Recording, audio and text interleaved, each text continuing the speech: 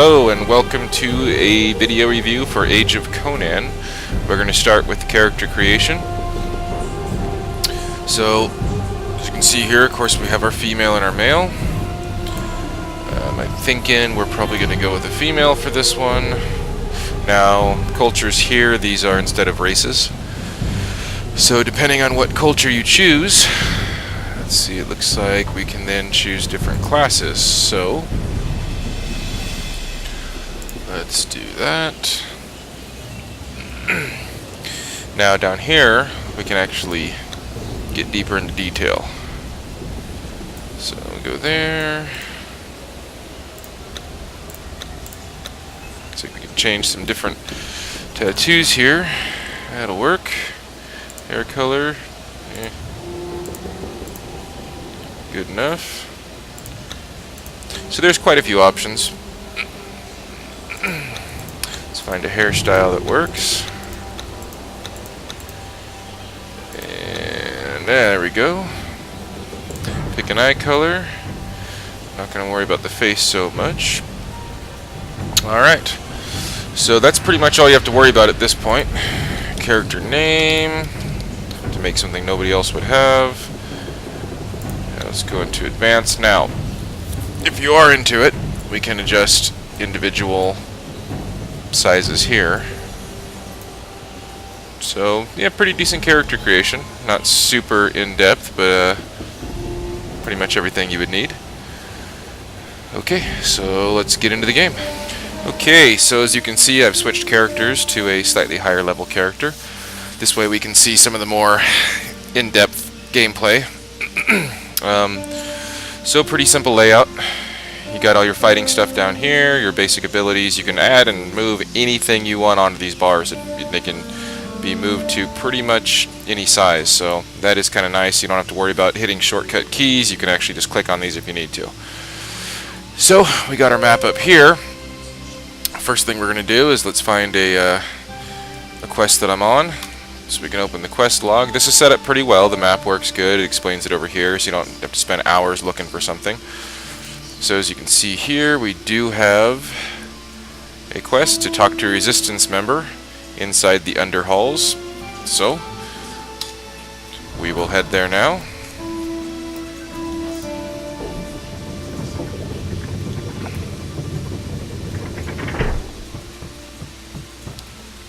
You don't do too terrible much having to run around. Everything's reasonably close. I know later on, as I've seen characters on them, you do get a mount, which I'm sure helps the situation.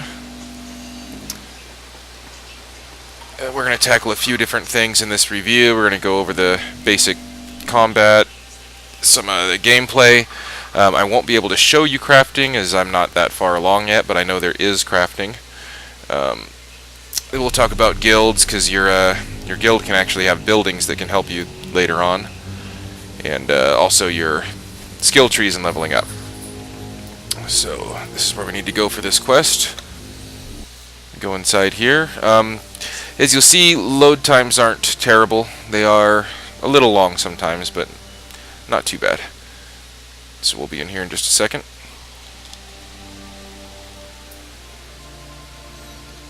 As far as the requirements for a computer, this game was released in 2007. However, it's somewhat recently been free to play, so not too high of requirements. You can probably play it with just about any computer. Certainly, if you have Windows 7, it's probably good enough to play, no problem. So we're going to get into a little bit of fighting here. There is an interesting thing about this. If you play during the night, the enemies are basically your level, so it's a constant battle. It's kind of like a single player mode. You can also go to a multiplayer mode where you can team up with people. When you do that, that's when you're in the game with a whole bunch of other characters. Then the enemies all stay the same levels, so you can still be going against people that are only level 2. However, the groups are much larger, so it actually can be more difficult. Combat's based with your number keys or by clicking down here. So it's not like Terra where it's just an open attack. It's a little more better than World of Warcraft, but a little more based around that. So as you'll see, we're gonna get in here and we're gonna do some fighting real quick.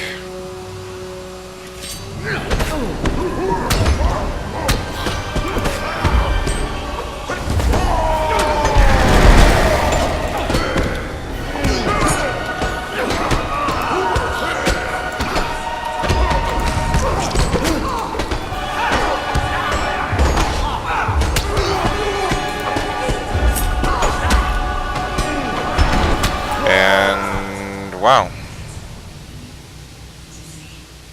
Not what I expected to happen. Yeah, it is slightly difficult. You do have to pay attention. You can't. It's not just a hack and slash game. There actually is some skill and some actual timing of everything to it. With this, I do have a shield. I haven't really seen a great way for it to work yet because the battle is so fast. There's no time to actually see the attacks coming, and you usually have 4 or 5 guys on you. So I'm going to take another shot at this. These down here are my penalties for dying. As you can see, they last about a half an hour, and I still have quite a few on there. But the difference is about 1% all the way around on how much damage you take or how much damage you can deal. One thing we do want to keep on is food. You do want to eat, because when you eat, it gives you a benefit. In this case, plus 34 health, plus 5.3, health regen when you're not fighting. So that's an important issue. However, it shouldn't be an issue. I should be able to get through these guys no problem. So we'll try switching weapons. Nice quick weapon switch there. It is a nice benefit. Let's try this one more time.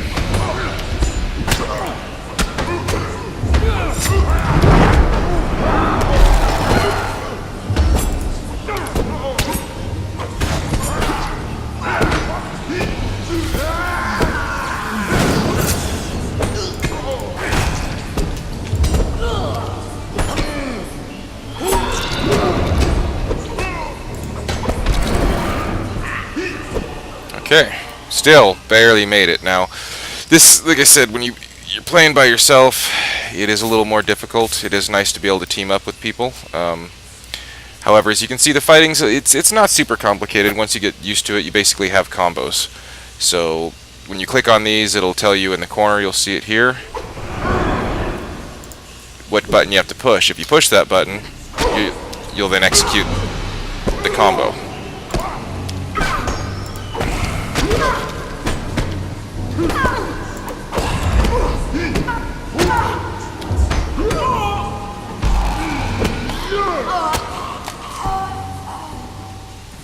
So, combat's pretty interesting. There's something weird about it. You're not fully in control of it, but there's something I can't explain about it that is entertaining. It's actually kept me playing the game for quite a few days when I really didn't expect to. Okay, so let's move on from there. We're going to go into, let's talk about guilds a little bit. When you join a guild that's big enough, you can actually watch some YouTube videos about buildings. You can actually obtain materials, give them to your guild leader. They can then turn those materials actually into buildings that will help you. You can use those buildings to craft potions and spells and things that you couldn't normally craft any other way. So, kind of an interesting thing they've done there. Or you can, of course, create your own guild. Once it's big enough, you could do that yourself. Now, when it comes to your skills, it's not... It kind of does pretty much everything for you to a sense. You don't get to decide what your strength points are, what your... you don't get to really choose necessarily what your combos are, especially not in the beginning. You can see here it'll tell you your general stats. These you don't actually get to change. They just go up as you level up. Or also with whatever armor you put on. So, the one thing you do get to control is your abilities. And it's a basic ability map. You get to choose, I think this comes in about level 10, maybe 15, I don't remember now. But you get to choose what it is you want to do. Each one is going to change, it comes in at level 10. Each one is going to give you what, some of these actually are abilities, like this one. And then this would go over to here. You can then take these, drag them onto your bar, or assign them to a key, whichever you prefer. As you can see, some abilities are grayed out. That's because they only work when I'm holding a sword with a shield.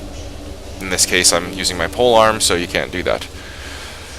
So, the one thing I don't really understand is the this over here. These are your skills. Almost kind of useless. I mean, the only thing you really get to delegate points to is running speed, climbing, hiding, your perception to find people that are hidden. I mean, it's all kind of stuff that really doesn't matter. If they would have the skills separated more by strength and, you know, and armor and health, and I would be much happier, because I could really care less how fast I climb a ladder as opposed to, you know, how much damage I can take. So that's kind of a weird part of it, which I'm not sure if that's probably not going to be changed. So okay, so that's pretty much a short review of the game. If you want to hang out for a minute, I'll maybe run around and kill a couple other things. Missions or quests and everything are basically normal. One thing I will say about the game is the quests have kept me mildly entertained also. You would expect, like most games, you just kind of blur through the words, they're not really important. In this case, I've actually read them, been somewhat entertained by the stories, and am actually kind of curious as to where it's going to go in the future, which is pretty rare for an MMO, especially a, well, what's now free-to-play.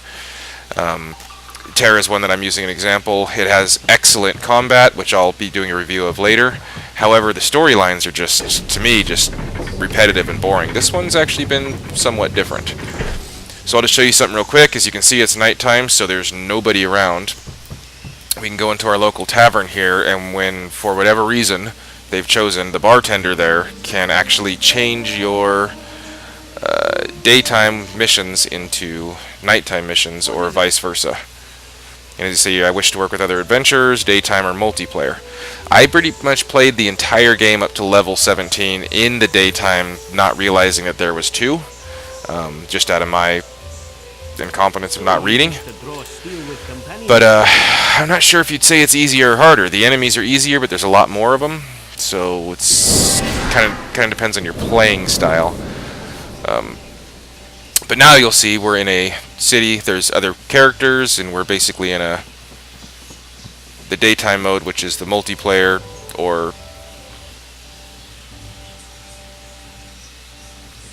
it's the mode where you can basically play with all the other players. This is also where your shops, your salespeople are going to be, so you can actually go to vendors, you can sell some stuff that's not needed, make a little bit of money.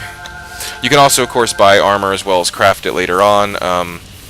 The armor does change your appearance drastically, so that's always nice. The one thing that I'm not too big on is that you do have to get quite a few levels. Like, you got to get to level 20 before you can buy any armor that's worth a crap. Now, generally speaking, you do get them from missions that are better than the ones that you can purchase, which is pretty normal. But yeah, so there is that. Again, the graphics are reasonable. Now, I do only have it on the medium graphics setting right now, because with the recording it does slow it down a little bit, but they're not bad. It does work pretty well. It plays pretty fast, so my review would be probably about a 7 out of 10. If you like MMOs, definitely a good one to try, especially with the free-to-play option. You're not limited very much, so give it a try and check out my other reviews online. And thanks for watching. We'll see you later.